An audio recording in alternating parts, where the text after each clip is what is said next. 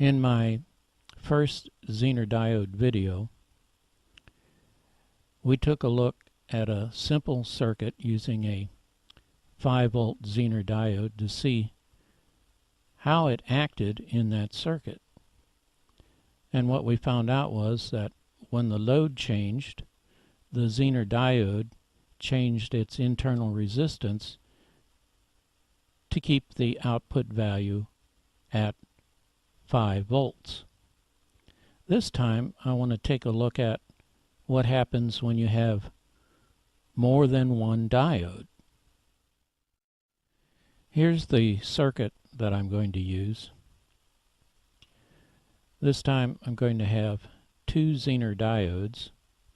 We have the 5.1 volt at the bottom of the circuit connected to the negative source, and then at the top we have a 12 volt Zener diode. And those diodes in the center are just ordinary silicon diodes, but note the way that they're oriented in that circuit. They're pointed in the opposite direction from the Zener, and that's because when those silicon diodes are forward bias, they actually will develop about a 0.7 volt voltage drop across each of those diodes. Here are the components all wired up and hooked up to our 23 volt power supply. It's a little bit closer look at the circuit, and all the way to the left is 23 volts positive. Then we have a 270 ohm resistor, then our 12 volt Zener, our 3 silicon diodes, and then to the right is our 5 volt Zener diode and our negative connection to the power supply. Now I have the power on, and I'm going to measure between the positive and negative to make sure it's 23 volts. Then I'm going to start at the bottom of the circuit and go across the 5 volt Zener, and then hit each point, measure each point up to the top of the 12 volt Zener diode.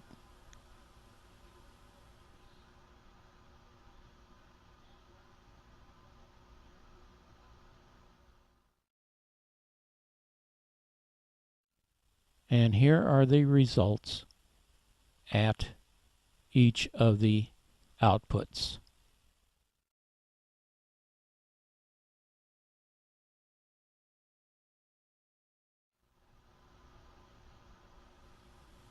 Now I'm going to measure the voltage drop across each diode.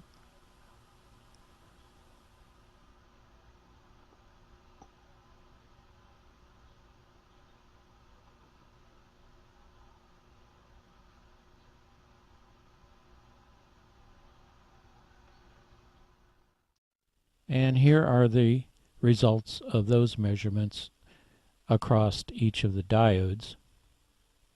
Now there's just a small discrepancy of .048.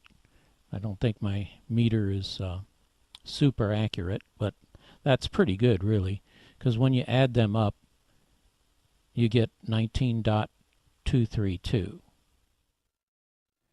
I hope this little experiment gives you some ideas of one way to design a multiple output regulated power supply.